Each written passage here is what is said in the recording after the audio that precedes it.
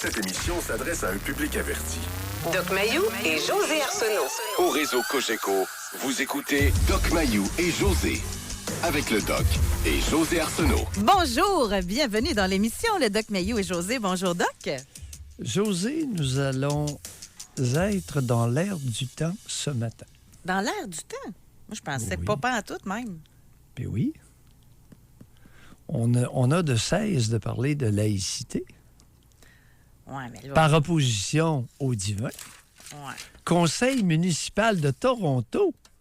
Les élus de Toronto qui ont appuyé les élus de Montréal.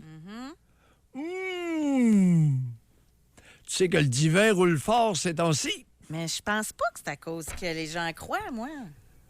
Vraiment, moi, j'embarque pas là-dedans. Je pense pas que c'est parce qu'ils croient plus en Jésus qu'avant ou qu'ils croient en la religion catholique. Moi, je pense vraiment que on est chez nous, ça se passe de même, on perd pas nos acquis. C'est un signe de vous autres adaptez-vous. Un repli identitaire. Je pense que c'est plus ça. Ou manipulant le divin. Non, impossible. Mais notre question aujourd'hui, c'est croyez-vous au miracle? Oui. Bon, mais Quel là... est le lien? J'ai regardé la définition, José. Ben oui, exact. Un miracle, première définition de Larousse classique. Phénomène interprété comme une intervention divine. Un phénomène qui relève directement du divin. Oui, exact. Ça, c'était comme ça que c'était interprété, les miracles de Jésus. Pour que quelqu'un ressuscite, là... Le divin, parce que là, toi, tu es exclusive avec ton Jésus, alors que moi, avec mon divin, je suis inclusif. J'embarque tout le monde. Ben, y en a-tu d'autres religions qui ont des miracles? Là, pardonnez-moi mon ignorance, là, mais... Oui. Allah l'a voulu. C'est pas nous autres, c'est Allah. Allah l'a voulu. Ben oui. Non, il me manque de l'information. Je pensais pas qu'il faisait des miracles, là. Ah, ben Allah, écoute, il prend de la place, Allah. Allah l'a voulu, puis Allah le voulait pas. Puis tu le quittes. Les choses se produisent selon le divin. Mais aujourd'hui, que diriez-vous qu'on ouvre plus grand que ça encore? Il y en a qui croient à l'intervention divine. Mais il y en a, on parle-tu des petits miracles? Tu sais, des faits inexpliqués par la science. Exemple. Mais peut-être qu'il y en a que quand ils vivent ça, puis qu'ils sont pas capables de l'expliquer, que c'est là qu'ils disent, ben là, pas le choix de croire à quelque chose de plus grand que moi. Tu sais, c'est peut-être là, quand t'es pas capable de l'expliquer, tu t'en remets au divin. C'est peut-être pour ça, là. Ben oui. Tu sais, quelqu'un, là, Ben oui. gros accident. Tout le monde meurt, sauf lui. Lui, il dit, c'est un miracle. Intervention divine. D'un ou des dieux. Parce qu'il ne faut pas oublier que les Sikhs, eux autres, Il y en a c'est plusieurs. l'intervention multidivine. Il y en a une gang. Ils sont chanceux. Mais là, Doc, là, vous me faites Oui. un peu peur, là.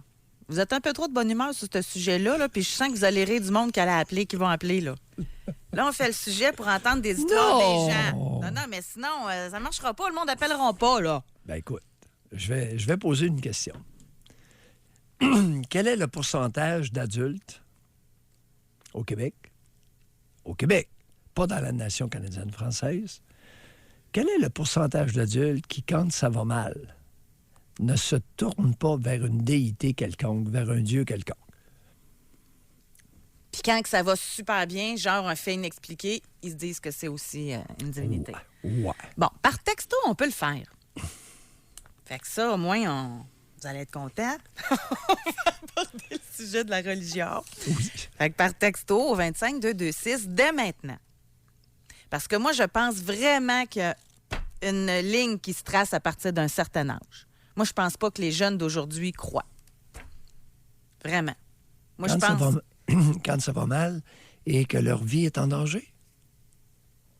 Ben, je vais vous donner un exemple. C'est bon. Je vais vous donner un exemple. Oui. Moi, ma fille, elle pourrait pas se retourner vers Jésus. Elle ne connaît pas Jésus. Elle n'a pas été élevée là-dedans. Ah, mais elle va s'en trouver un. Écoute, je viens de passer, moi, devant une église, dans une petite série de magasins, là. Puis c'était l'église des...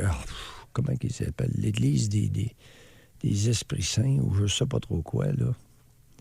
Mais oui, il y avait une église. L'église, maintenant, est proche du peuple. Mais Il y en a mais- partout. Ta fille pourrait très bien joindre une Voyons secte. donc, franchement. Non, mais elle pourrait.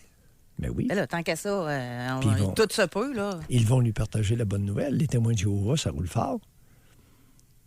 Ben oui. Vous me faites peur à matin, là. Vous avez Non, l'air je te trop fais pas. délinquant, je trouve, là. Là, on a une émission jusqu'à 11 h, là. Comment trop délinquant? Là, je te... Mais vous retournez ça tout le temps. En tout cas, Mais c'est ce qui existe.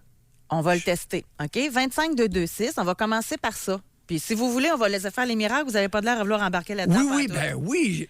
Fait que on va y aller là-dedans. Quand ça va mal, vers quoi vous vous tournez? Quand ça va bien, vous attribuez ça à quoi? Et par texto 25-2-2-6, moi, je veux le savoir déjà en partant, là, votre genre, votre âge et à quoi vous croyez? À qui vous croyez? Tu sais, on répond à la question, là. Si vous êtes athée, c'est 29 ans, je ne crois pas du tout. Ça, c'est un texto qu'on vient de recevoir.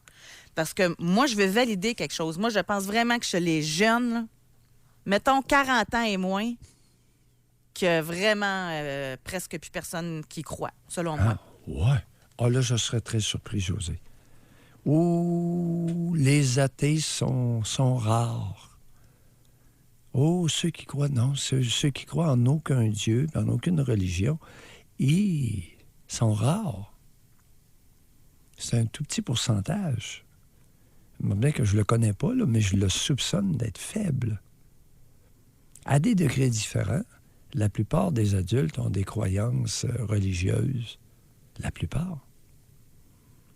Oui, puis le débat qui fait rage sur la place publique actuellement démontre que plusieurs ne comprennent pas la direction que prend la CAQ parce qu'ils sont aveuglés par leurs croyances religieuses. Non. Ils se sentent menacés dans leur folklore, dans leurs croyances folkloriques. Dans leur identité. C'est plus Oui. l'identité, c'est pas la religion. Mais je veux pas aller là parce que là, on a déjà changé une fois, on ne changera pas deux fois. Là. Non, mais les miracles. Mais les miracles, ça fonctionne. OK. je te Mais dis. là, pour l'instant, là, Oui. je vous dirais qu'à 90 c'est des non-croyants qui sont à l'écoute. Là. Ah, ben, mes espèces d'athées, vous autres, vous prenez toute la place, là. Mais vous n'êtes pas représentatifs. Bon, fait que là, ça ne marchera jamais, nos statistiques. Là. S'il y en a qui écrivent pour dire qu'ils sont croyants, là, vous allez dire qu'ils sont représentatifs. S'ils disent qu'ils sont pas croyants, ils sont pas représentatifs, je vous le dis, ça va mal. J'aurais dû prendre congé, moi. OK, je me tais. Je t'écoute. Ah non, faut pas vous taire, faut qu'on travaille en équipe. C'est juste ça l'affaire. Là. Faut au moins qu'on soit en équipe. Là. Bon. Alors, là, vous pouvez réserver votre circuit téléphonique. Quand ça va mal, vous vous tournez vers qui? Oui. Et quand ça va bien, là, exemple, là, un fait incroyable, inexpliqué, est-ce que vous vous dites, ah, c'est une coïncidence ou vous vous dites, non, c'est une intervention divine qui s'est passée? OK. Oui, j'en suis. Parfait. Alors, on va aller à la pause et au retour, on va déjà aller au téléphone, mais on va prendre le temps de faire une pause. On va se parler de deux. Puis après ça, on revient en ordre. Jusqu'à 11h, au réseau Cogeco. Doc Mayou. Doc Mayou et José. Et José Arsenault. Avec le Doc et José Arsenault. Bon, moi, j'aimerais ça entendre des histoires de miracles. Est-ce que vous avez vécu quelque chose que vous n'êtes pas capable d'expliquer, mais qui a changé votre vie, là? Tu sais, Un phénomène important. il y en a combien de personnes là, qui se sont fait diagnostiquer, qui étaient décomptées, là? Puis finalement, ils sont encore là aujourd'hui, là. Puis même, là, j'insiste, même le médecin, il comprend pas ce qui s'est passé, là. Parce qu'on peut dire souvent merci au médecin, merci à l'équipe médicale d'avoir aidé la personne à survivre. Mais il y a des cas où même les médecins ne l'expliquent pas. Fait que moi, c'est des histoires comme ça, entre autres, que j'aimerais entendre. On va aller d'ailleurs au téléphone parler avec Sonia. Bonjour. Oui, bonjour. Sonia. Oui, racontez-nous, Sonia. Ben, en fait, moi, j'ai des jumeaux, un garçon, une fille. À l'accouchement, les deux enfants sont venus au monde. Excusez, je suis nerveuse. Ouais, Les deux c'est enfants correct, sont venus au allez-y. monde. Merci. On est habitué d'avoir du monde nerveux en ondes. Je sais pas pourquoi, hein? Bon, c'est pas quelque chose d'habituel. On fait pas ça tous les jours, là. Exactement. Oui. Allez-y. Bon, les enfants sont venus au monde. Oui. De poids normal, 5 pour des jumeaux, 5 Ouais. et 11, 6 et 11. Oui. Après l'accouchement, moi, j'étais focusée sur les enfants. Pendant ce temps-là, j'entendais les médecins, mon médecin qui m'avait accouché. Puis elle avait apporté des stagiaires aussi parce que c'était une grossesse gemellaire. Dans ce temps-là, on a des soins plus spécifiques. Oui. Fait qu'elle avait apporté des gens aussi. Puis là, eux s'extasiaient dans mes suites. Parce qu'après l'accouchement, ben, ils vérifient l'état du placenta pour être certain qu'il ne reste pas des morceaux dans l'organisme. Mhm. Là, eux autres, ils jouaient là-dedans, puis je les entendais parler. Ben voyons, ça se peut pas, puis ça marche pas. Alors, regarde donc, je ne sais pas ce qu'ils regardaient exactement, mais ils fouillaient là-dedans. Oui. Moi, j'étais concentrée sur les enfants, mais j'avais quand même, dans ma tête, il y avait une petite voix qui me disait, ben voyons, il se passe quelque chose. C'était pas un comportement normal d'après-accouchement, c'était ma deuxième grossesse. Le lendemain, mon médecin est venu me voir, puis elle m'a dit que les 2 enfants étaient dans la même poche. Que habituellement, ce phénomène-là crée un transfuseur transfusé. En fait, il y a un des embryons qui aurait dû rester à l'état latent, ne pas se développer, pour que l'autre puisse avoir tous les nutriments ou tout ce qu'il faut pour que lui se développe. Moi, les 2 se sont développés. Ils ont appelé ça une énigme médicale. Oui. Et vous avez appelé ça comment? C'est difficile. Je pense pas que ce soit un miracle. Je le sais pas. Est-ce que le divin serait intervenu? Non. Non? Non, c'est pas comme ça que je le perçois. Allez-y.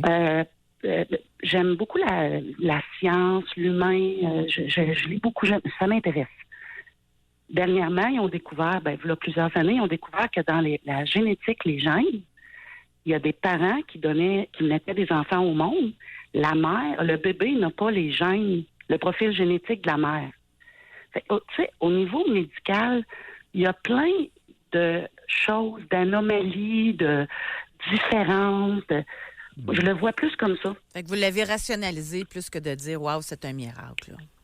Mais pas tant rationalisé. Il y a des enfants qui viennent au monde avec comment je pourrais expliquer ça? Il y a toutes sortes de mondes qui viennent au monde avec toutes sortes de conditions différentes. La science commence à voir un paquet d'affaires, mais il n'explique pas tout encore. Je pense pas que je l'ai rationalisé. Au niveau humain, là, dans mon cœur de mère, là, je suis heureuse que mes 2 enfants soient vivants. Là, c'est mes petits bijoux, c'est les miens. Mais moi, en fait, c'est exactement ça, le sujet. Tu sais, c'est votre petit miracle à vous. C'est pas expliqué, mais c'est là, puis c'est positif, là. Ça a bien été. Déjà, d'être enceinte de jumeaux, c'était déjà...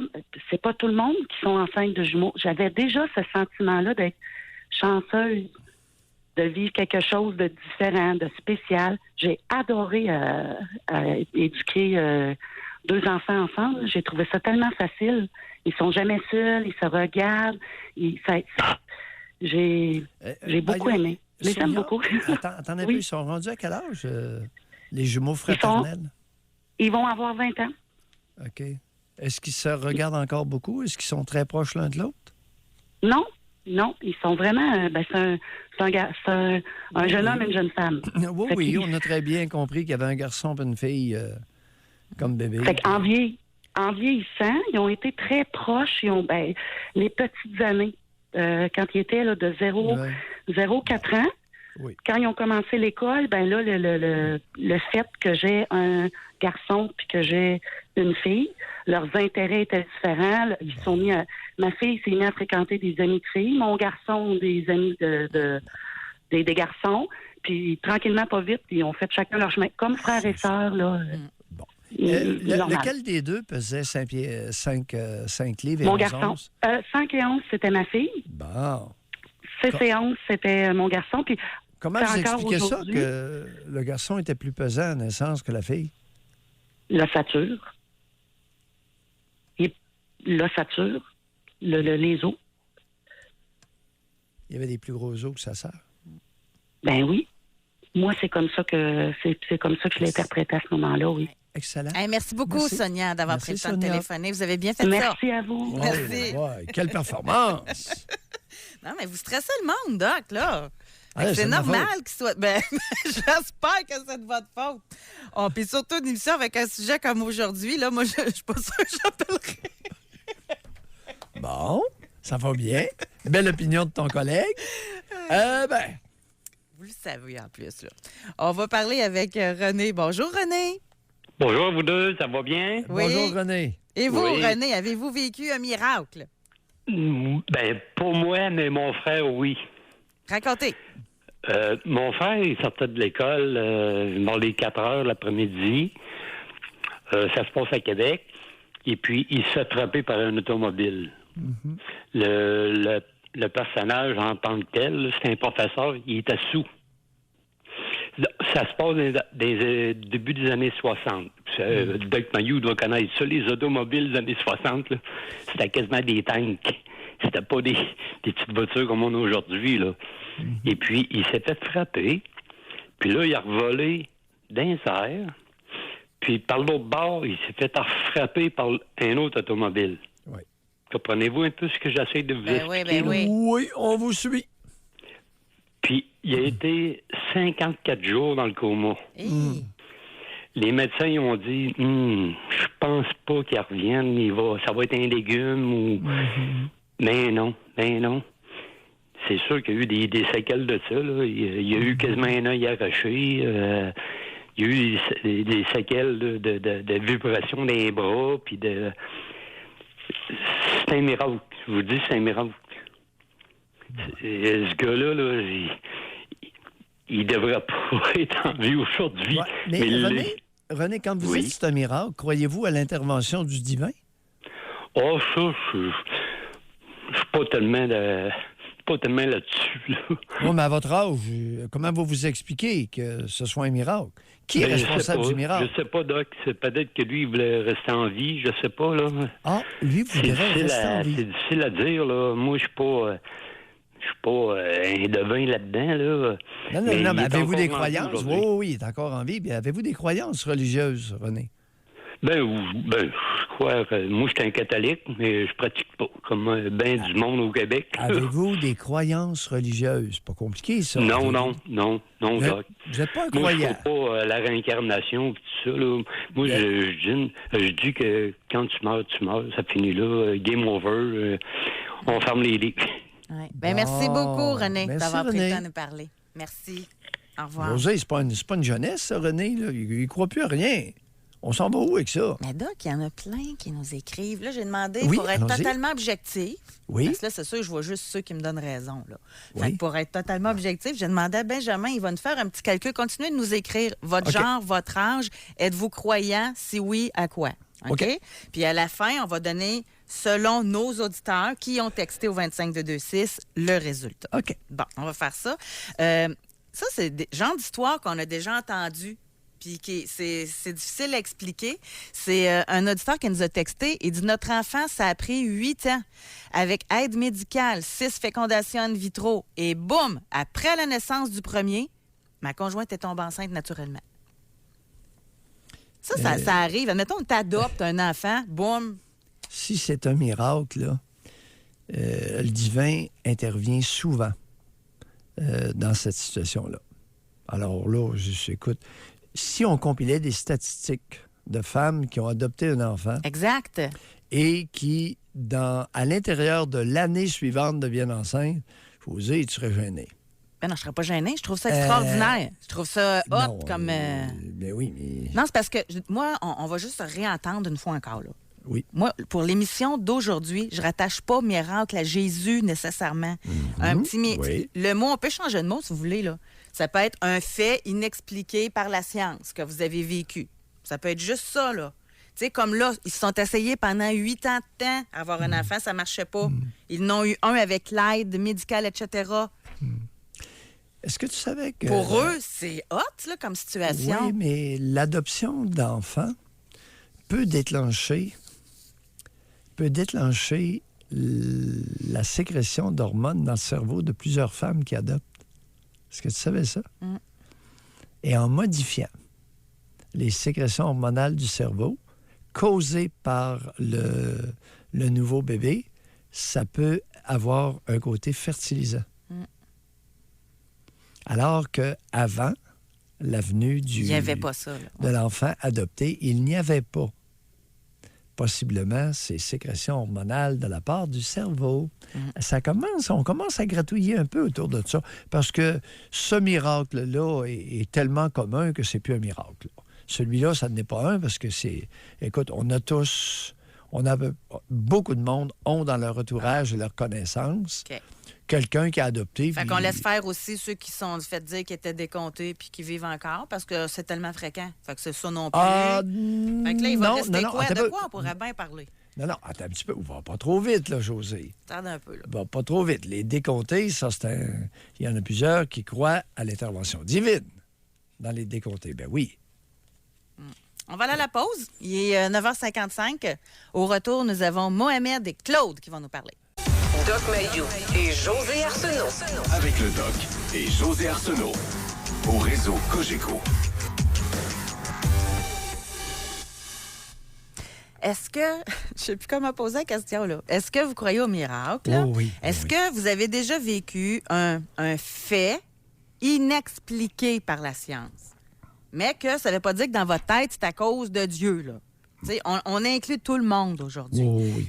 Exemple, là, quelqu'un qui nous a écrit par Oui. texte, par texto, j'ai eu plusieurs accidents d'auto graves.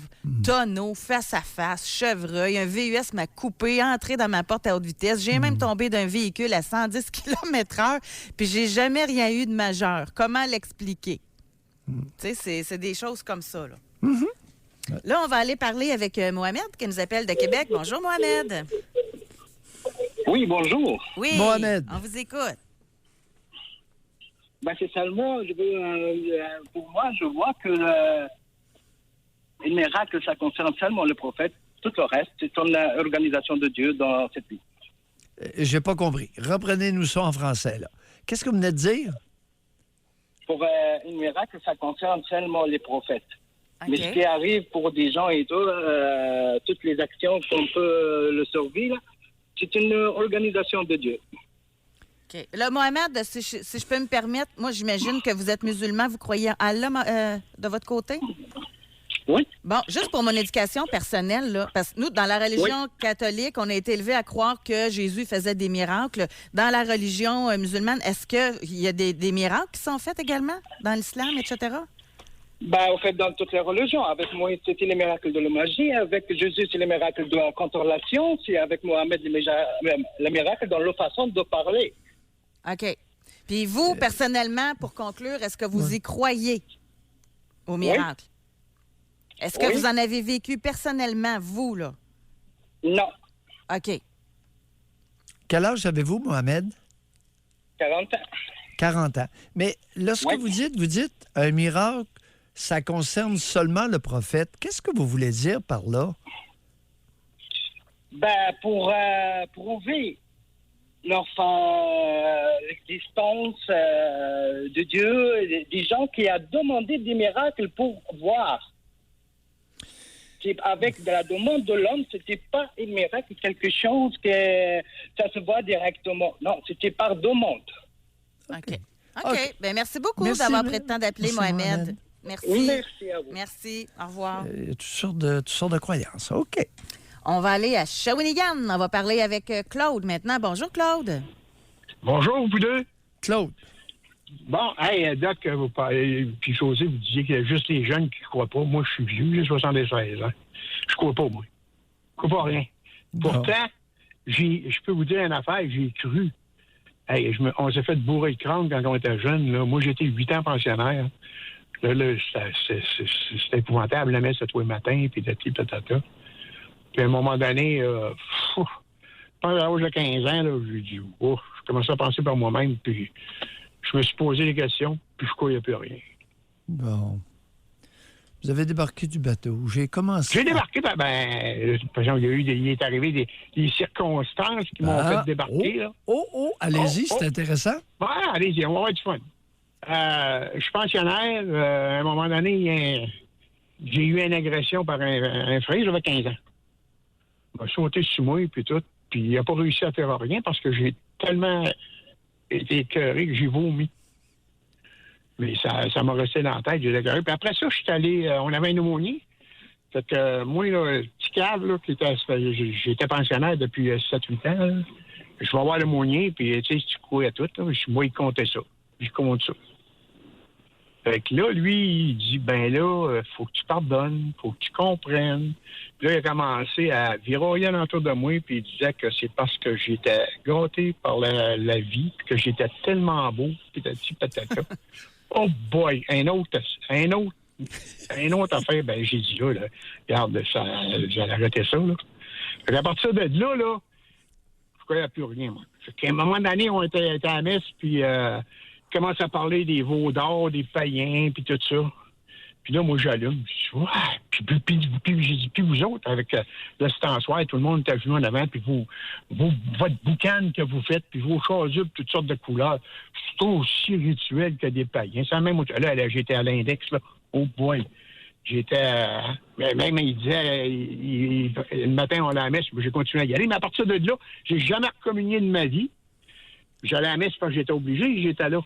Mais là, l'aumônier en avant, puis il fait des grandes phrases, puis nous allons prier maintenant pour celui parmi nous qui en a le plus besoin. Puis tout le monde sortirait. Tout le monde sortirait, puis il disait, on prie pour toi. Alors, les gars, c'est pour faire cette histoire-là. Mais ça, Doc, là, ils nous ont tellement mis ça dans la tête, là. Moi, je ne crois pas à rien. Mais là, 5 ans, je suis mort. En revenant de la Floride, paf! D'un bras du docteur, les lumières sont éteintes, mort subite. Puis sur mon dossier médical, c'est 18 minutes. Mort 18 minutes.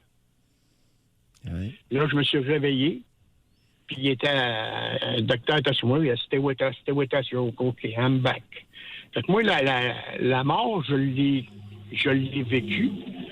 Ça s'est passé comme ça. Les lumières sont éteintes comme quand je m'endors le soir. Je me suis réveillé 18 minutes après. Mais là, Claude, vous n'avez pas vu de lumière? Vous n'avez pas vu le tunnel? Non. Ça, j'ai pas, non, au contraire, moi, les lumières sont éteintes. Je me suis senti partir. J'avais jamais perdu conscience de ma vie. Là, je me suis senti partir, puis je sentais que j'avais plus de contrôle. Puis à un moment donné, trou noir. Puis je me réveille 18 minutes après, puis le doc est sur moi. Puis là, ben... Mais, vous savez que toutes ces histoires-là, là, c'est vrai que je crois pas. Mais... il t'en reste dans le subconscient. Il t'arrive des affaires. Je me rappelle, quand j'étais jeune, il nous contait des histoires, là, comme la neuvaine au Sacré-Cœur. Je ne sais pas si le doc il a connu ça. C'est que quand tu communiais 9 premiers vendredis du mois consécutif en état de grâce, tu allais communier, tu faisais une neuvaine au Sacré-Cœur. Puis c'était à ce moment-là, quand tu faisais cette neuvaine-là, c'était sûr qu'avant de mourir, tu aurais une intervention divine, puis que tu aurais le temps de pouvoir te confesser, retourner vers Dieu. Puis en tout cas, toute l'histoire qu'il me contait. Oui. On s'achetait des indulgences. Ben oui. Mais oui. Après ça, là, après que... C'est drôle, je crois pas à rien, mais quand même, c'est dans le fond de mon cerveau, ça. Fait qu'après, là, j'ai dit, regarde, c'est-tu le Sacré-Cœur qui a dit, ben, t'es pas prêt tout de suite, t'as pas personne qui peut te ramener à Dieu. On va attendre, quand ça va arriver le prochain coup, tu vas avoir le choix de comme on t'a promis. Vous aviez des indulgences en banque. Ouais. Première banque, c'était pas de l'argent, c'était des indulgences chez les catholiques. Ouais. Parce que les catholiques n'avaient pas de mauditienne. Ça fait qu'ils accumulaient les indulgences. Mais ils nous ont joué dans le cerveau. J'ai fait 1 an et demi de classique en plus. Tu sais, je veux dire, j'ai été complètement... Là, tu sais, j'ai été pensionnaire, moi...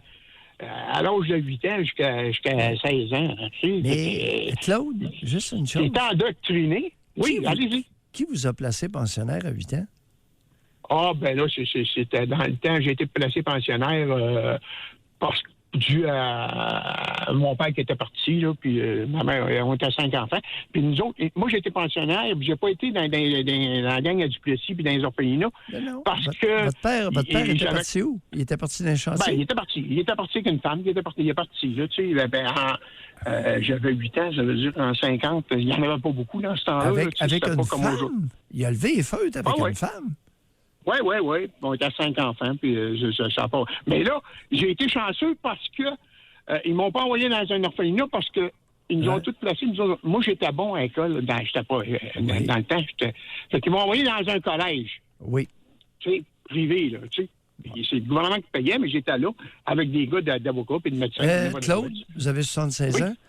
Lorsque Oui, vous monsieur. étiez jeune, à 8 ans, n'est-il pas exact de dire qu'il n'y avait pas d'aide sociale? Non, il y avait la sauvegarde de l'enfance. Votre mère a vécu comment avec les 5 enfants? Le bonhomme Belleville-Feuille? Comment est-ce qu'elle a vécu? Oui. Financièrement. Ah, ben, elle a travaillé. Combien d'enfants ont été Ma placés? mère a sur- vécu avec ça parce que nous autres, on a été placés pensionnaires, puis quand on sortait les vacances, c'était chez la grand-mère. Fait que j'ai été élevé comme ça. Là. Hey, Claude, merci beaucoup pour ce bout Merci. d'histoire. Merci. Oui. Merci. Oui, très intéressant. Histoire du Québec. Exact. Un petit pan d'histoire du Québec. Oui. Avant d'aller au téléphone, on a par texto, dommage que mon garçon ne soit pas ici pour vous parler. Il y a 4 ans, alors qu'il avait 9 ans, il s'est fait écraser par une voiture. Il n'a eu aucune séquelle. À l'hôpital, les médecins ne croyaient pas l'histoire. La seule preuve était les traces de pneus dans son dos. C'est incroyable aussi, là. C'est des histoires comme ça que je trouve intéressantes d'entendre ce matin. On va aller à Lévis maintenant. On va parler avec Jean. Bonjour. Bonjour à vous deux. Moi, je vais vous raconter un fait que j'ai vécu, autrement dit, qui m'est arrivé. Je travaillais sur... autrement dit, j'étais opérateur, moi. Et puis, pour le foreman, il dit, il va y avoir une mise à pied. Si tu veux temporairement aller dans la cour à faire, il dit, pour une quinzaine de jours, tu vas reprendre sur les grues. Alors, j'ai dit, d'accord. M'est arrivé un accident. Il y a une plaque d'acier qui s'est démanchée du crochet de la grue. Je l'ai eu. J'ai parti tellement vite quand ils m'ont lâché un cri que j'ai tombé à pleine face à terre. Et puis, j'ai eu la plaque par-dessus moi. Elle est faite conique, la plaque. On ne voit pas en dessous, excepté la jambe sur le côté qui est coupée, autrement dit, pratiquement coupée au complet. Alors, ils n'entendent rien, aucun cri. Moi, je les entends parler. Ils ont dit, il faut leur relever la plaque d'acier, il faut leur relever. Il va falloir faire de quoi? Alors, l'opérateur de grue qui était à côté, qui était sur la grue, il était nerveux en maudit. Ils ont levé. J'ai sorti de là comme une balle, en traînant la jambe, autrement dit, avec mes mains. Puis, autrement dit, j'étais coupé en bas du genou. Et puis, je suis sorti de là vivant. J'ai été 2 mois, autrement dit, sur les soins, puis tout ce que vous voudrez. J'ai même passé proche d'y rester à cause du cœur qui avait faibli, puis ainsi de suite. Alors, moi, ce que je pense, être enterré pratiquement par une plaque d'acier qui pèse 3500 livres, et puis en sortir vivant quand tu es écrasé, autrement dit, là, il s'est passé quelque chose de divin ou de d'autres choses. La chance dans la vie. Moi, je suis pas un croyant tellement, mais je crois qu'il y a quelque chose après. Qu'est-ce que c'est? Je ne le sais pas. Je ne sais pas ce que c'est. C'est la conscience qui flotte à quelque part. Je ne sais pas. Je ne pourrais pas vous le dire. Mais sincèrement, il s'est passé quelque chose pour en être sorti vivant. Ouais. Vous avez quel âge, hein? Moi, je suis rendu, j'ai 81 ans, mais avoir 82 ans. Ça s'est 81. passé, j'avais 37 ans dans le temps. Ouais. Et vous dites qu'il y a quelque chose après. Il y a quelque chose après quoi? Ben, il y a sûrement quelque chose pour que beaucoup de gens se laissons faire la religion, là, parce que mon épouse était croyante, moi, elle est décédée, là. Elle était croyante, mais la religion, pour elle, ça voulait rien dire. Mais la croyance dans quelque chose dans l'au-delà, elle y croyait. Alors, j'ai commencé à me rattacher un peu à ça, parce que quand ça venait sur la discussion, question de croyance, elle me disait « Non, enlève-moi pas ce que je crois. » C'est ce qu'elle me répondait. Alors, ceux qui croient, après avoir entendu plusieurs exemples de croyants, qui croient à quelque chose, mais qui ne font pas de religion, ça leur fait bien de partir, en général, lorsqu'ils ont atteint un certain âge, parce qu'ils sentent qu'il y a quelque chose ailleurs. Je sais pas quoi. C'est rassurant pour eux autres de croire à ça, là. C'est rassurant, puis ils partent avec plus de sérénité. Oui. Jean, j'aime beaucoup votre salade. Maintenant, j'ai un problème. Parce que moi, régulièrement, je vois des croyants Oui. qui veulent se suicider pour partir plus vite pour l'au-delà. Vous leur dites quoi? Bien, écoutez, là, je vais vous dire de quoi. J'ai perdu mon épouse, il y a 1 an et demi. J'y ai pensé. Mais après avoir eu quelques rencontres avec des intervenants, ça m'a parti de l'idée, mais ça me revient des fois parce que je m'ennuie à mort. Tu sais, quand on aime une personne, là, c'est difficile de la laisser partir.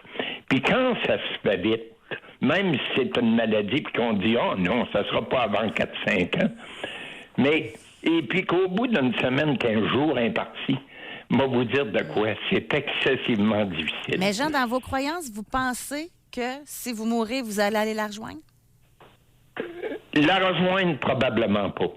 Parce qu'il y a des milliards de personnes qui sont mortes. Alors, si c'est la conscience qui se promène d'un bord et de l'autre ou qu'il y a une réincarnation, remarquez que je n'y crois pas tellement, là. Mais je me dis qu'il y a quelque chose. Ça se peut pas qu'on soit sur la Terre, qu'on n'a pas demandé à venir au monde, autrement dit, peu importe l'endroit sur le globe, venir au monde dans la pauvreté ou la richesse. Personne ne l'a demandé. Jean, Alors, vos intervenants que vous avez rencontrés parce que vous aviez des idées de vous enlever la vie, oui, ça m'a passé dans la tête, oui. Qu'est-ce qu'ils vous ont dit pour vous? Moi, être franc avec vous, j'ai déballé mon sac. Ils ne me disaient pas grand-chose. C'était des intervenants du CLSC. Et puis, c'était pas des psychologues ou psychiatres, là. C'était des intervenants du CLSC. Et puis, tu déballes ton sac. Et puis, on te dit, bien, coudonc, lui, il y a ci à faire, il y a ça. Ça vous aiderait. Puis... Mais, en vérité, c'est nous-mêmes qui déballons notre sac et ça nous soulage. Jean, à partir, vous avez mentionné qu'après le décès de votre conjointe, vous vous êtes ennuyé à mort. Ah, épouvantable. Encore aujourd'hui. Mais ça fait 1 an et demi, puis encore aujourd'hui. Je vais vous poser une question. Oui. À partir de quel âge que vous avez commencé à vous ennuyer beaucoup? Et à partir de quel âge que vous avez commencé à vous ennuyer à mort? Ah, monsieur, écoutez, là, le décès a eu lieu, ça a été pratiquement instantané. L'ennui, autrement dit, 1 semaine après, moi, je regardais dans la maison partout, j'avais un chat, puis je lui demandais, je la nommais par son nom, puis je disais au chat, est-ce que t'avouais, est-ce que ci, est-ce que ça? Je posais les questions à mon chat. Jean, puis j'aurais donc espéré... Ma question, c'était quoi? Votre question, à partir de quand vous avez commencé à vous ennuyer? À partir beaucoup? de quel âge vous avez commencé à vous ennuyer beaucoup? Et à partir de quel moment vous avez commencé à vous ennuyer? À m'ennuyer. Regardez, là, je vous réponds. Je m'ennuyais pas de mon épouse lorsque je vivais avec, parce qu'on était À partir toujours de quelle année, vous n'êtes pas sourd, à partir de quelle année, à partir de quel âge vous avez commencé dans votre vie à vous ennuyer beaucoup? Oh ben, j'ai pas eu une vie très facile, là, je vais vous dire. Alors, l'ennui, j'ai connu ça jeune, là. Bon, à partir de quel âge vous avez commencé à vous ennuyer? Regardez, là, à partir de 6-7 ans, lorsque j'ai commencé à comprendre que les parents chez lesquels j'ai été élevé, puis qu'elle, c'était une maraude qui me battait. Merci, mon Johnny. Les auditeurs ont compris que... Oh! Oui, intéressant. On doit se quitter là-dessus, Jean, d'ailleurs. Merci, Jean, de votre transparence. Merci. Vous n'êtes pas le seul. Merci beaucoup de m'avoir écouté. Bonjour. Oui, vous n'êtes pas le seul dans cette situation-là. Je t'assure que les défunts ont le dos large. Merci, bonjour. Merci. Bye, Jean. Mais que c'est intéressant. 81, il n'est pas sourd. Il entend très bien. Mais il n'avait pas réalisé, par contre. Et comme... C'est ça. Il n'avait pas réalisé. Il y a une question à lui demander. Il s'ennuie à mort. Hey, depuis quand? 6-7 ans. La vie était là. Mais en même temps, ça peut être confondant. Hein? 81 ans, Jean, là. Admettons qu'il était marié pendant 50 ans. Là. Ouais. C'est sûr que ça doit faire un vide, là, quand la personne meurt. Oui. Mais par contre, quelqu'un qui n'est pas ennuyeux dans la vie, selon vous, ça va mieux se passer, l'adaptation suite au décès du proche. Ben oui. Quelqu'un qui a une vie remplie, quelqu'un qui s'est épanoui, généralement va parvenir à un stade de sérénité. Généralement. Intéressant. Vous êtes bon, là, dans les affaires de même. On va aller à la pause. Et au retour de la pause, nous allons parler à Omar. Nous allons parler également à deux miraculés, un du cancer et l'autre d'un accident. Doc Mayou et José Arsenault. Avec le Doc et José Arsenault. Au réseau Cogeco. Aujourd'hui, dans l'émission, on veut savoir si vous avez vécu des faits qui sont inexplicables par la science. On va parler avec Alain de Québec. Bonjour. Bonjour. Alain, Oui, bonjour. on vous écoute. Oui. Oui, oui. Racontez-nous. Oh, OK, excusez, je pensais que j'étais pas là. OK. Oui, oui. C'est que Vous êtes là. sur votre sujet de ce matin, là, au niveau du la croyance, puis que la science, puis c'est un miraculé ou ces choses-là, Oui. c'est que moi, je vais vous conter mon histoire. Je vais en sauter, je ne vous conterai pas tout en détail parce qu'on va en avoir pour 2 heures. Sauf que, mais je vais abréger. Ce que j'ai eu, c'est le cancer du foie. Le cancer du foie, c'est un organe vital. Il me restait de 3 à 18 mois à vivre. La nodule dont j'avais, c'est de grade 5. Donc, c'est la phase terminale. Là. Et puis, elle était mal placée. Elle était placée entre les deux hortes, l'entrée du sang et puis la sortie du sang. Le cancer, tout le monde sait que ça se soigne. Moi, je suis de Québec, donc ça se soigne à l'Hôtel-Dieu de Québec. J'ai rencontré les médecins, les spécialistes qu'il y a là. J'ai tout fait pour me faire dire que oui, effectivement, j'étais décompté, il me restait de 3 à 18 mois à vivre. Ça fait que c'est bien correct. Lorsque j'ai sorti de là, ben forcément que ma gastro-entérologue, elle a eu le résumé du compte rendu, le résumé du résultat. Là. Ouais. Et puis, ce qu'elle a fait, c'est qu'elle m'a communiqué. Elle dit, je vais le voir, je suis parti, je suis allé voir, elle dit, on ne laissera pas ça là, on va tout de même aller jusqu'à la dernière limite. Elle dit, l'hôpital vraiment spécialisé, c'est à Saint-Luc, à Montréal. On va t'envoyer à Saint-Luc, on va te faire regarder par les spécialistes là-bas. Oui. Je suis monté à Saint-Luc, qui m'ont regardé l'affaire. Ça fait que ça, c'est beau. Là, à ce moment-là, il n'y avait pas rien à faire, là, parce qu'il y avait un spécialiste qui était en Allemagne, puis qui donnait des conférences, puis qui en recevait également. Puis lui, il revenait dans 15 jours. Oui. Sauf que ce qui avait été déterminé entre-temps, on va piquer ton nodule pour essayer d'extensionner mon montant. Ça fait que c'est correct, je suis revenu à Québec avec ça.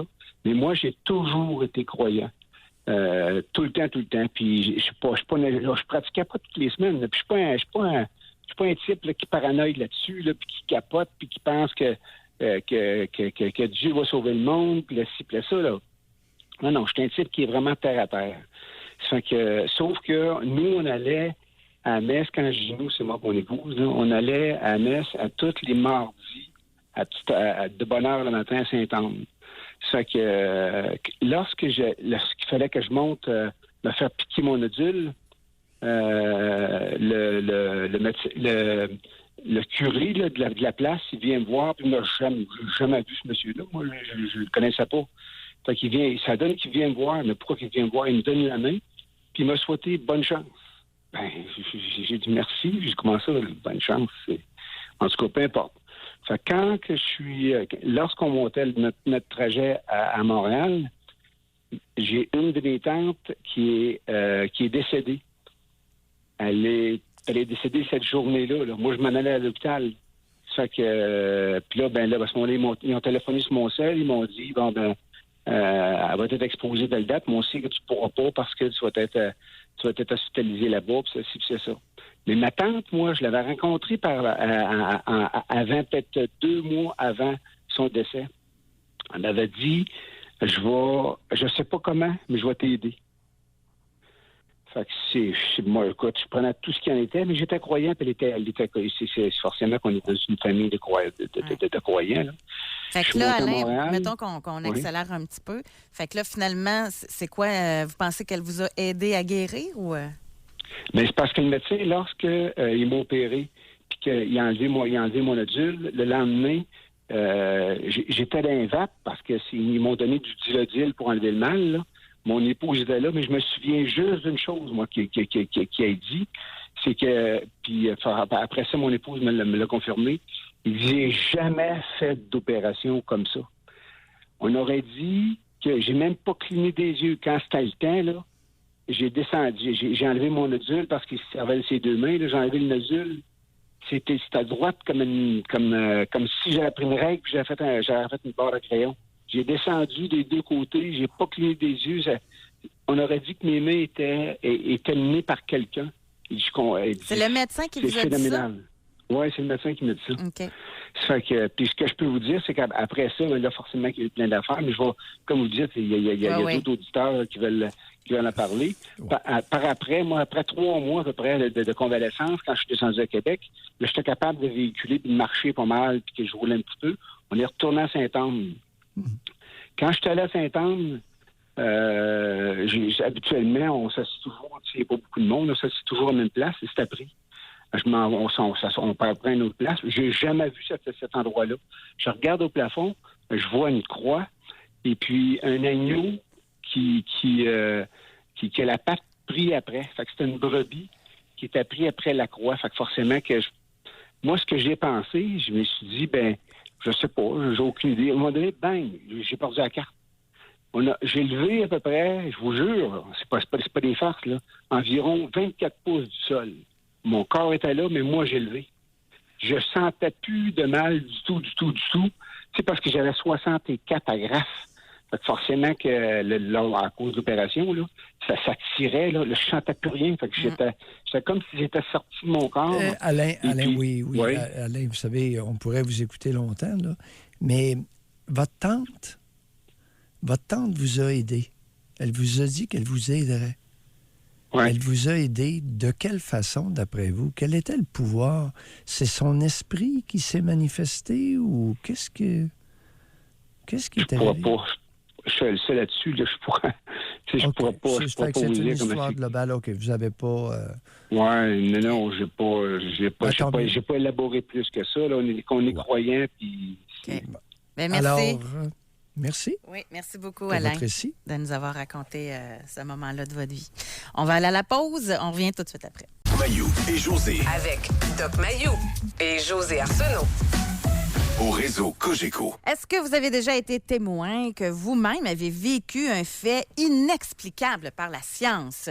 Et à travers de tout ça, évidemment, si on parle de miracles, souvent c'est rattaché à la religion. Puis en début d'émission, vous disiez que c'était très faible le pourcentage de gens qui ne croyaient pas au Québec. Moi, j'ai des doutes. On a demandé en question Spring aux gens de nous dire leur âge, de nous dire également s'ils étaient croyants, si oui, à quoi. Et là, Benjamin a fait une compilation. Oui. Ça ressemble à quoi? Chez les jeunes de 40 ans et moins, 27 % des répondants à notre sondage maison y croient. Miracle, être suprême, Dieu et compagnie. OK. 72 % n'y croient pas. On était chez les jeunes de 40 ans et moins. On passe chez les 41 ans et plus. C'est beaucoup plus divisé de ce côté-là. 44 % y croient et 55 % n'y croient pas. OK.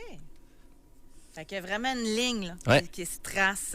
Mais je pensais que c'était moins que 27. Il faut que je sois honnête, là. Moi, j'aurais dit 15. Oui.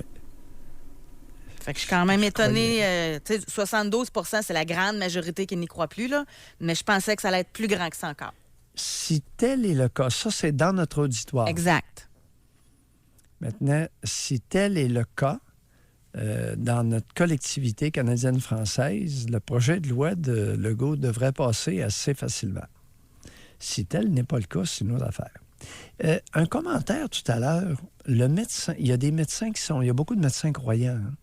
Je pensais pas ça non plus. C'est pour ça que je l'ai relevé quand... Il y a beaucoup de médecins croyants parce que c'est le chirurgien qui a dit à Alain que ses mains avaient été menées par quelqu'un. Il avait descendu. En tout respect pour Alain. Peut-être qu'Alain a interprété ça comme ça aussi. Peut-être. Mais je peux te certifier qu'il y a des médecins qui sont croyants. Il y a des psychiatres qui sont croyants. Maintenant, tranche d'âge. Ouais. Il y a des psychiatres qui sont croyants. Je comprends. Puis il y a certains psychiatres même qui font partie de sectes, de mouvements sectaires. OK. On va aller au téléphone. Ça existe. Mais juste avant. Oui. Allez à écouter jusqu'à la fin, là, OK? J'ai été possédée du démon. Et donc damné d'avance au feu de l'enfer. Un prêtre m'a béni. Les symptômes de possession ont disparu. mais je suis restée très complexée jusqu'à l'âge de 16 ans, dû au fait que je me questionnais. Comment un Dieu infiniment bon et aimable pouvait-il me condamner d'avance? Les prêtres disaient à mon père que c'était une bénédiction du bon Dieu. Alors, à 16 ans, je suis allée voir un psychologue. Il m'a fait comprendre que j'ai été probablement victime de schizophrénie infantile qui peut disparaître en vieillissant. Le fait que j'ai accepté de me faire bénir, la solution aurait passé par un genre d'autosuggestion parce qu'en fait, je n'ai jamais cru avoir été possédée. Mais comment m'en convaincre au fond de moi-même? En fin de compte, le psy m'a fait comprendre à la 2e séance que mon imagination était débordante et que de ce fait, je voyais l'image de mon imagination parce qu'entre jeunes, on se faisait des peurs. Oui, et il faudrait voir, analyser la situation parentale. Il y a un phénomène qui existe qui s'appelle la folie à deux ou la folie en groupe. Alors, il peut arriver que quelqu'un soit atteint de schizophrénie ou que quelqu'un ait un délire, un ensemble de fausses croyances, entraîne tellement convaincant et ayant du pouvoir sur les autres qu'il l'entraîne ou les entraîne dans une foulée délirante. On appelle ça une folie à deux lorsqu'il y a deux personnes, un qui délire puis l'autre qui suit, et une folie en groupe lorsqu'il y a un individu qui délire et un paquet de monde qui suit. Ça, d'ailleurs, je demandais à Alexis et Gilles de patienter encore un peu, là, parce que moi, je trouve ça fascinant. Puis merci à l'auditeur de l'avoir écrit, là, parce que ça m'amène à vous poser la question. Vous, comme psychiatre, là, ceux qui font de la schizophrénie, ceux qui ont des psychoses, etc., c'est pas rare qui pensent que Dieu est là. Tu sais, moi, je me rappelle d'avoir entendu des histoires, là. Ils signaient ses chèques avec le nom de Marie, Mère de Dieu, là. Tu sais, ils se sentent investis, là. Ben oui. Bon, ben aujourd'hui, on le sait que c'est de la schizophrénie. Mais dans le temps, le monde pensait qu'il était possédé pour de vrai. Oui, et encore aujourd'hui, il y a des individus qui sont possédés par des esprits, des entités, possédés du démon, etc., et qui vont voir des prêtres qui se livrent à des activités d'exorcisme. Le taux de guérison n'est pas tellement impressionnant. Beaucoup mieux d'aller voir Mayou et qui va faire un bon diagnostic de psychose avec un bon antipsychotique. Aïe, aïe! Oui, mais dans le temps que tout le monde croyait... Là, ça va mieux. Mais dans le temps que tout le monde croyait... Oui. Non, on devait capoter, là. Tu sais, avant de savoir que c'était quelqu'un qui avait une maladie, un problème de santé mentale. Là. Avant 1960, il y a beaucoup de curés qui étaient très actifs au niveau de l'exorcisme, c'est-à-dire enlever le malin, le démon, l'esprit, l'entité de cet être humain envahi. Oui. Mais ça vient d'où que le délire est souvent rattaché à la religion? Bon, c'est que l'être humain, lorsqu'il est malade mentalement, lorsqu'il délire, il délire à l'intérieur de sa sous-culture. Imagine-toi donc. Alors, à Montréal, pendant mes années de formation en psychiatrie, dès que je voyais quelqu'un de l'Europe de l'Est, imagine-toi quel était le délire le plus fréquent, si ce n'est le seul délire. Intéressant. Il y avait le KGB au cul. Fait que c'est il rattaché. sauvait à l'hôpital, on l'amenait. Le KGB était rendu à Montréal, puis il l'avait au derrière. Une bonne dose d'antipsychotique, on en prenait soin. KGB était parti. KGB était retourné. Ouais. Ah, c'est intéressant. On va aller au téléphone, Doc. On va parler avec Alexis. Bonjour. Allô, Alexis. Alexis, une fois, 2 fois, 3 fois. On va parler avec Gilles.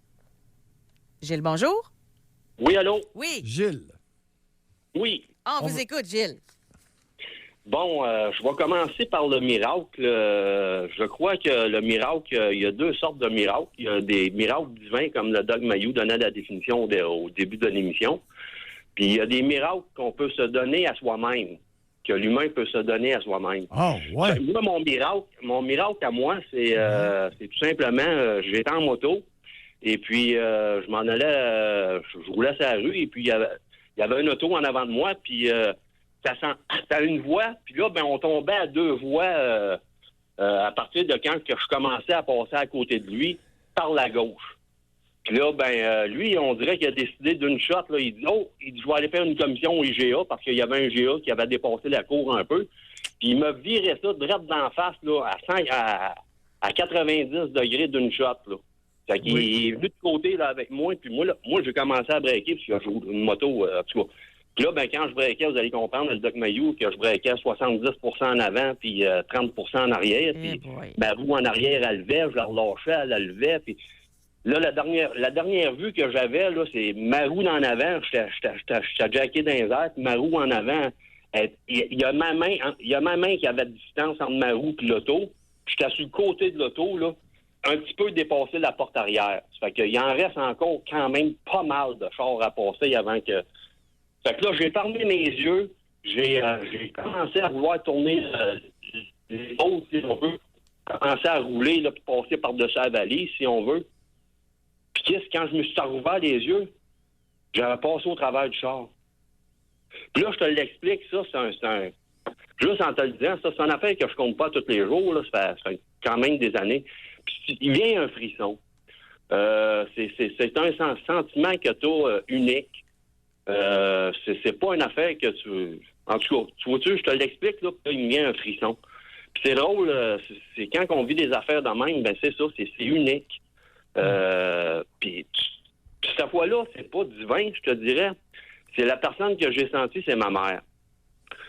Ma mère était décédée. Et puis, ma mère, moi, elle a perdu mon petit frère, elle a perdu un de ses enfants, si on veut, par un accident. Puis elle a toujours demandé à Dieu, je veux plus jamais revivre ça, blablabla. Puis ma mère, elle priait beaucoup. Puis oui, mais c'est ça. Moi, j'ai senti que c'est ma mère qui m'avait protégé. Fait que ça, c'est une autre affaire là, qui vient bing-bang dans l'esprit.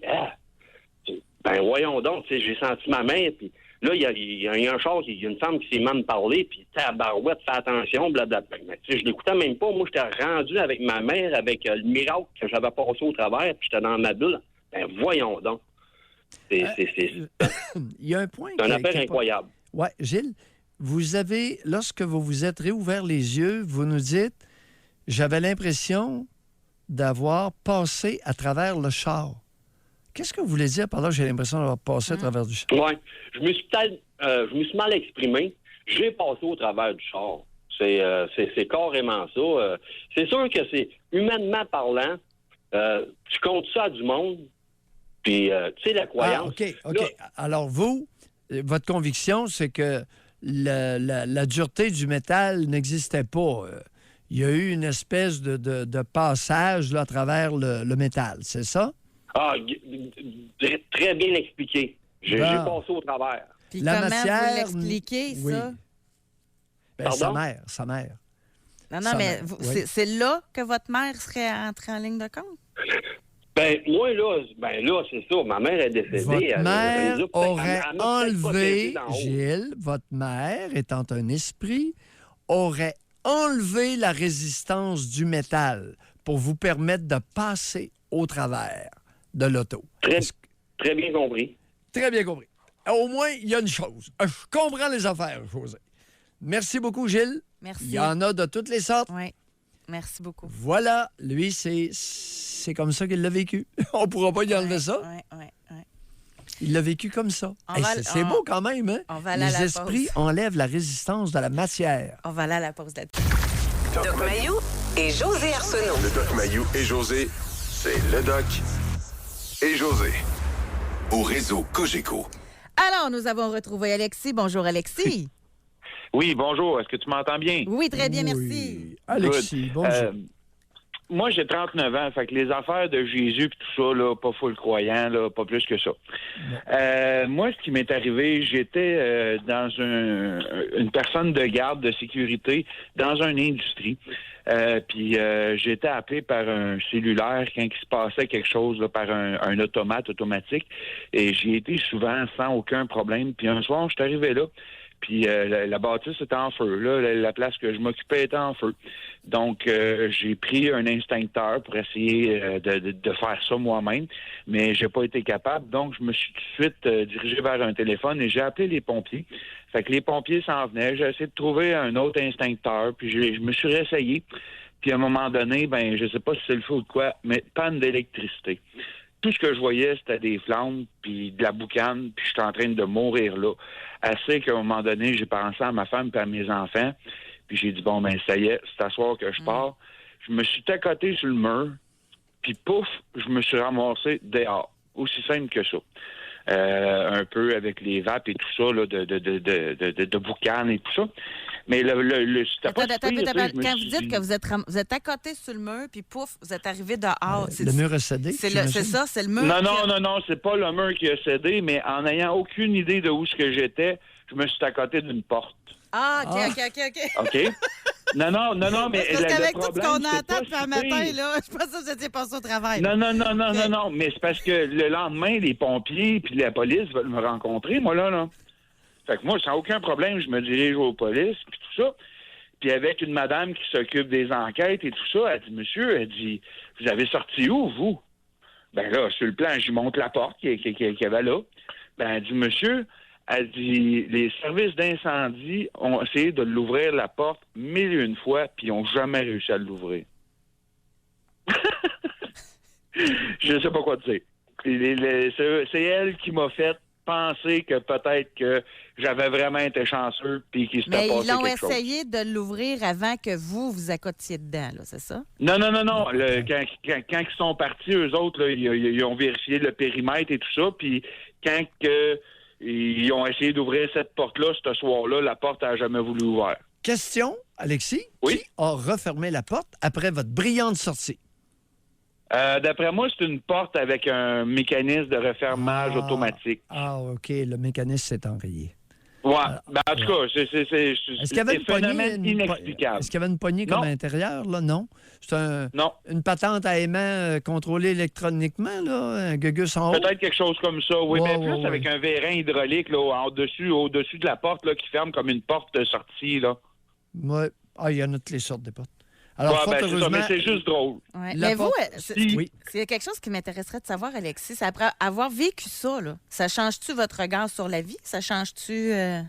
Je savais pas comment t'amener ça, mais oui. Parce que j'ai eu beaucoup de problèmes, là, puis ça n'a rien à voir avec les parents, c'est physique, des handicaps. Puis à un moment donné, j'étais comme plus moi-même de ce que j'ai été quand j'étais jeune et tout ça, parce que la maladie s'est emparée de moi. Puis j'ai pensé au suicide, parce que j'étais plus capable de faire ce que je voulais. Puis Caroline, là, j'ai passé proche, puis je pense plus pas en tout, sais-tu? Ça vous a comme redonné le goût de vivre, le goût Ouais, d'exister? j'ai compris c'était quoi cette journée-là, peut-être puis voir ma femme, peut-être puis voir mes enfants, peut-être puis faire mes activités, puis me rendre compte que finalement, je me plaignais peut-être la bouche pleine pour rien. Je sais pas comment t'expliquer ça, mais au moins, je sais pas comment je suis sorti de là, mais je sais que ça m'a aidé pour ma vie maintenant. Très intéressant, Alexis. Merci. Merci beaucoup. Merci de la Merci contribution. beaucoup. Oh! Ben, j'y crois à ça des fois que des événements significatifs, là, ça peut... Qui renforcisse le goût de vivre. Ah, il a allumé tout d'un coup. La peur de mourir donne le goût de vivre. Oh, la peur de la mort donne le goût de vivre. Oh! Assez intéressant. Tu sais, lui, il était Tout sûr de d'un coup. mourir là, quand il était à côté dans la Ouais, porte. Là, il était ouais, sûr de ouais. mourir. Là. Tout à coup, il a allumé et il a dit « J'ai des responsabilités ici-bas. » Ah bon, tiens donc. J'ai des enfants, je suis parent d'enfants. Oh! Ben, tant mieux. On ne sera pas contre ça. Hein? Non, ils ne sont pas contre ça. Je vais lire un dernier texto, un courriel. J'ai vécu une expérience qui ressemble au monsieur qui vient d'appeler avec sa moto. Il y a 2 ans, sortant de mon domaine, j'ai glissé sur une plaque de glace. Une auto s'en venait à ma gauche. J'ai fermé les yeux. Je me suis dit, je suis faite. Je me fais rentrer dedans. En glissant, je prenais les 2 voies. Impossible que l'auto qui arrivait puisse m'éviter. Quand j'ai ouvert les yeux, plus rien, plus d'auto, aucun accident. J'en revenais pas. En arrivant, j'ai raconté ça à mon conjoint. Il m'a cru. J'ai été protégée par je ne sais pas qui. Pour je ne sais pas quelle raison. Parce que là, s'il y a un qui, il y a une raison. Non? Logique. Pour quelle raison le qui m'aurait épargné? Mais ça, J'aime ça me questionner sur ces choses-là. Ouais. Ben moi, c'est me questionner sur C'est le pour ça, si on côté avait- rationnel. Tu sais, mais exemple, là, si tu... l'auto est passée, elle l'a échappé belle, elle s'est fermée les yeux, puis elle l'a pas vu, puis c'est juste logique, là? Ou tu sais, c'est quoi exactement? Là? Oh, possiblement une autre intervention. qui aurait fait disparaître la résistance de la matière. Il y a des phénomènes inexpliqués. Mais quelqu'un, tu sais, comme la personne qui nous l'écrit, là. Oui. Ça doit être difficile d'assimiler ça. Elle se pose des questions, là, cette femme-là. Là. Tu sais, ça doit être difficile à vivre, le coudon. Hein. C'est par magie. T'as pas idée, toi. T'as pas idée le nombre de personnes qui croient que les choses arrivent, surviennent, soit par une intervention divine ou soit de façon magique. Doc, allez-vous manger de la viande aujourd'hui? Vous allez manger du poisson? Ah ben là, ramène-moi pas de... Ah ben... Il y en a plusieurs aujourd'hui qui ne mangeront pas de viande, hein? Ben là, écoute, on a mangé les deux hier soir. Pas des crotons à matin sur votre toast?